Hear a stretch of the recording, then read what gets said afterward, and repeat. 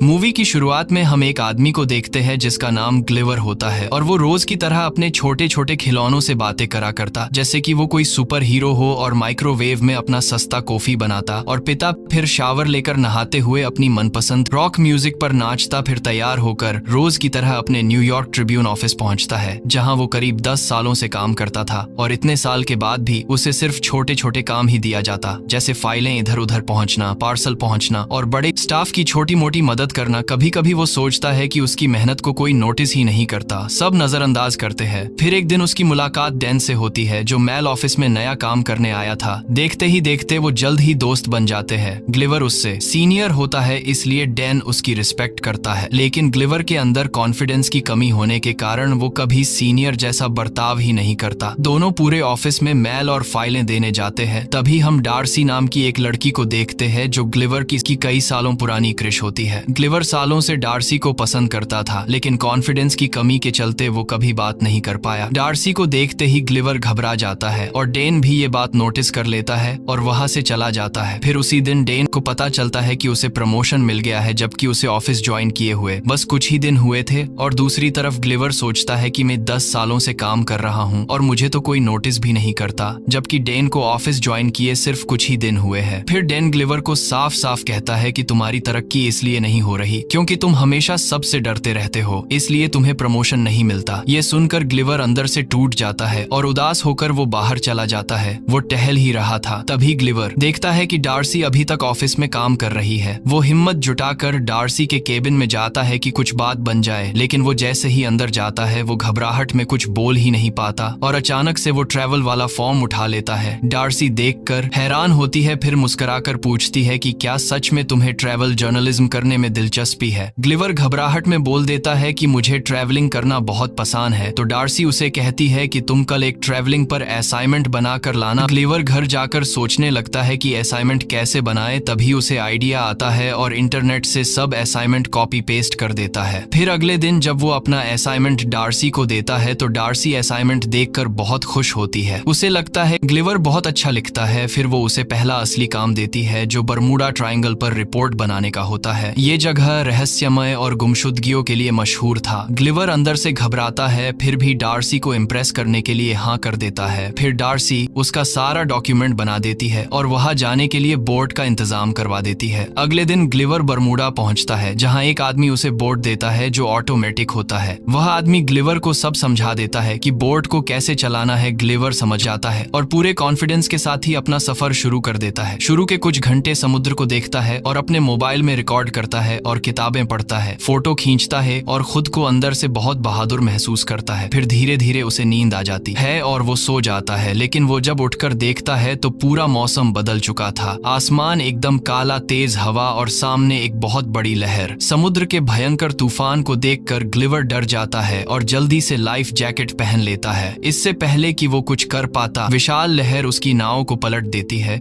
और उसे अपने अंदर खींच लेती है। तूफानी बवंडर उसे गोल गोल घूमता हुआ नीचे की ओर खींच लेता है और सब कुछ कला हो जाता है।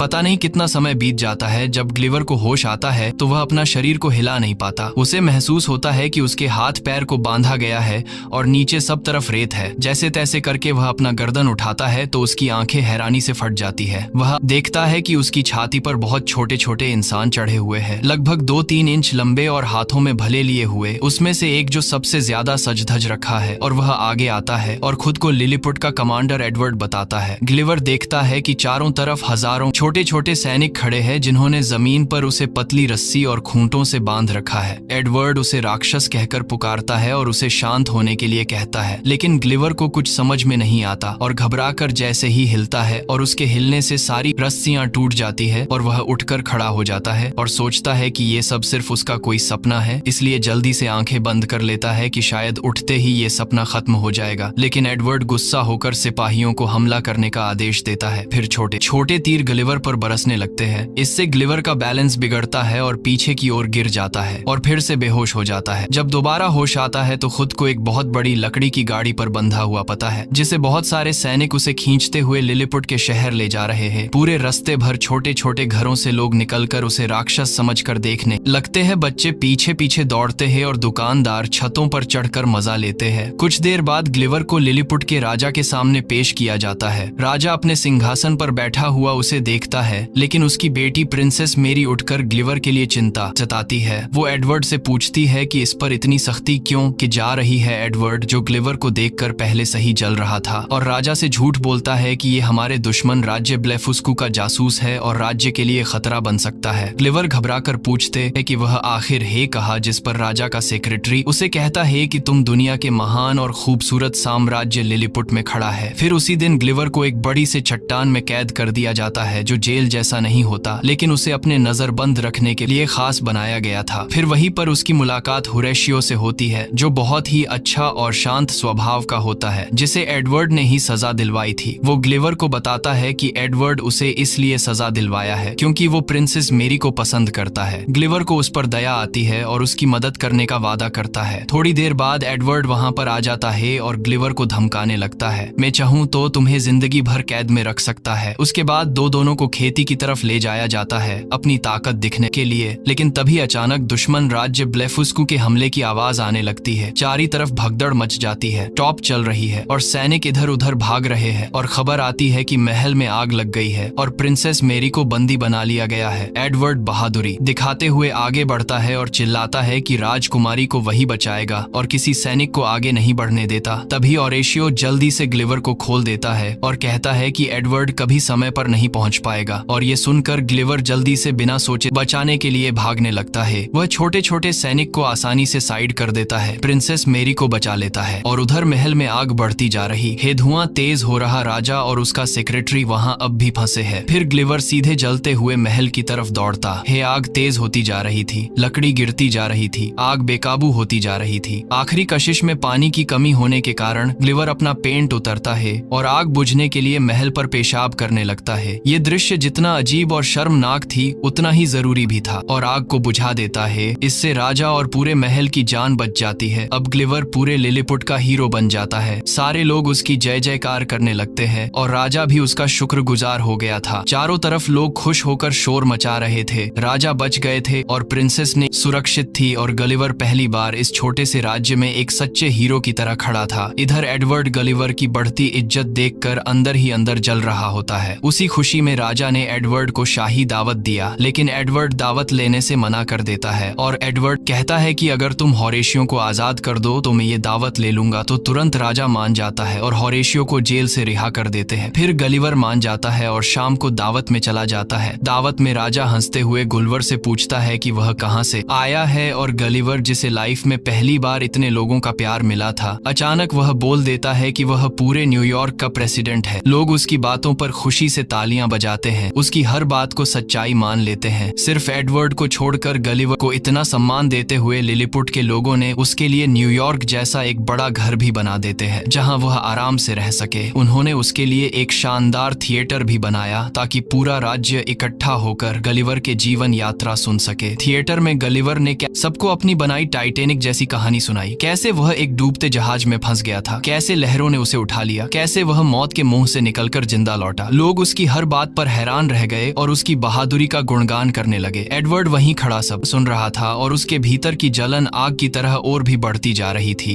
अगले दिन होरेशियो, जो प्रिंसेस मैरी को दिल से पसंद करता था, ग्लिवर से मदद मांगता है कि वह उसे प्रिंसेस को इम्प्रेस करने में मदद करे। ग्लिवर भी बड़े कॉन्फिडेंस के साथ उसकी मदद करता है और होरेशियो सच में प्रिंसेस का दिल जीत लेता है। लेकिन दूसरी तरफ एडवर्ड भी प्रिंसेस पर नजर गढ़ाए बैठा था और किसी भी तरह उससे शादी करना चाहता था। इसी बीच लिलीपुट के सैनिकों को समुद्र किनारे ग्लिवर का सामान मिलता है, उसका फोन और टूटी हुई बोट। ग्लिवर वहां जाता है और अपना फोन उठाता है और जैसे ही वह इसे ऑन करता है उसे डार्सी के दर्जन भर गुस्से से भरे वॉइस मेल सुनाई देते हैं, उसके झूठे आर्टिकल के बारे में, अचानक गायब हो जाने के बारे में और उसे बिना बताए सब छोड़ देने के बारे में। ग्लिवर का दिल बैठ जाता है। वह डार्सी का सामना नहीं करना चाहता और डर के मारे यूं ही कह देता है कि वह हमेशा के लिए लिलीपुट में ही रहेगा। यह सुनकर एडवर्ड के दिमाग खराब हो जाता है। इधर राजा एडवर्ड को जनरल से हटाकर ग्लिवर को जनरल बना देता है और अब पूरी सेना का जिम्मा उसके कंधों पर होता है। गुस्से से एडवर्ड पागल हो जाता है और चुपके से शहर का डिफेंस सिस्टम बंद कर देता है। जैसे ही सुरक्षा कमजोर होती है वैसे ही ब्लेफुस्कू की सेना अचानक हमला बोल देती है। छोटी छोटी तोपों की आवाजें पूरे राज्य में गूंजने लगती हैं। जनरल होने की वजह से अब गलिवर को ही सेना की कमान संभालनी थी। वह डरते डरते पानी में उतरता है और वह उन्हें समझने लगता है कि मैं तुम्हें मारने का नाटक करूंगा और तुम यहाँ से भाग जाना। लेकिन दुश्मन सेना उसकी बात नहीं मानते और उस पर छोटे छोटे तोप के गोले छोड़ देते हैं, लेकिन उन गालों से उसे कुछ भी नहीं होता। उल्टा गोले दुश्मन सेना पर ही जा गिरती है। फिर ग्लिवर दुश्मन के जहाजों को पकड़कर किनारे ले आता है, सैनिकों को पकड़कर बाहर धकेल देता है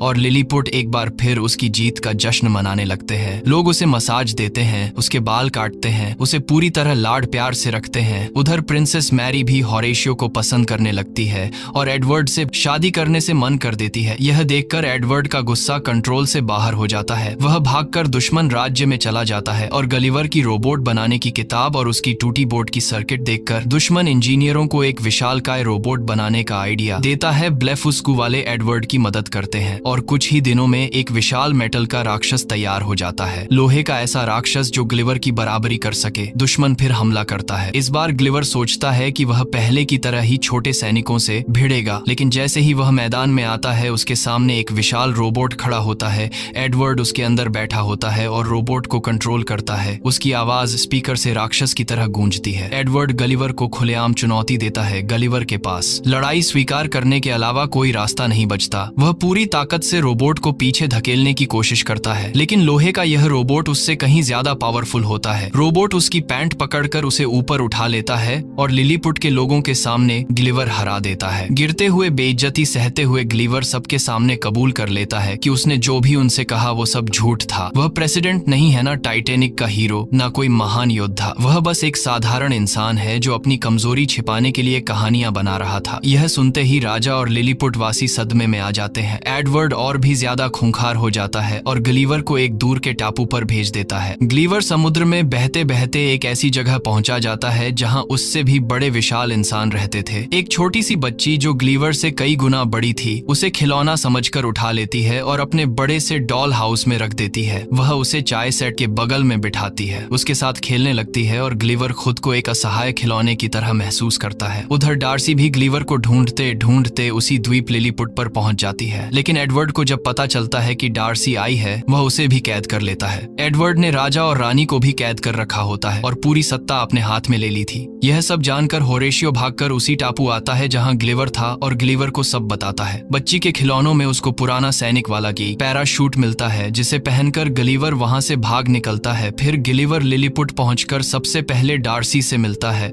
और फाइनली उसे अपने दिल की बात बता देता है कि वह उससे सच्चा प्यार करता है और अब उससे कुछ भी छिपाना नहीं चाहता। फिर दोनों मिलकर डार्सी और राजा रानी को छुड़ाते हैं। अगले दिन ग्लिवर एडवर्ड को मुकाबले की चुनौती देता है, इस बार अपनी शान के लिए नहीं बल्कि लिलीपुट के लोगों की रक्षा करने के लिए। दोनों का आमना सामना होता है। रोबोट फिर हावी होने लगता है, लेकिन होरेशियो चुपके से रोबोट के अंदर घुस जाता है और उसकी पावर लाइन काट देता है। जैसे ही रोबोट बंद पड़ता है गलिवर उसे गिरा देता है और लोग खुशी से नाचने लगते हैं। राजा भी गलिवर का सम्मान वापस लौटा देता है और होरेशियो को प्रिंसेस मैरी से शादी की इजाजत मिल जाती है। गुस्से में एडवर्ड प्रिंसेस को पकड़ने की कोशिश करता है, लेकिन प्रिंसेस खुद उसे एक थप्पड़ में बेहोश कर देती है और उसे हमेशा के लिए कैद कर लिया जाता है। डार्सी पहली बार ग्लिवर को किस करती है। लिलीपुट और ब्लेफुस्कू के बीच की दुश्मनी भी खत्म हो जाती है और दोनों राज्य दोस्त बन जाते हैं। ग्लिवर और डार्सी अपनी बोट रिपेयर करके वापस न्यूयॉर्क लौट जाते हैं। कुछ हफ्तों बाद ग्लिवर अपनी पुरानी नौकरी छोड़कर ट्रैवल राइटर बन जाता है और अब वो और डार्सी साथ में एक खुशियों भरी लाइफ जीते हैं और इसी के साथ फिल्म का दिल को छू लेने वाला हैप्पी एंडिंग हो जाता। तो दोस्तों ये वीडियो आपको कैसा लगा कमेंट में जरूर बताना। मिलते हैं नेक्स्ट वीडियो में, तब तक के लिए बाय।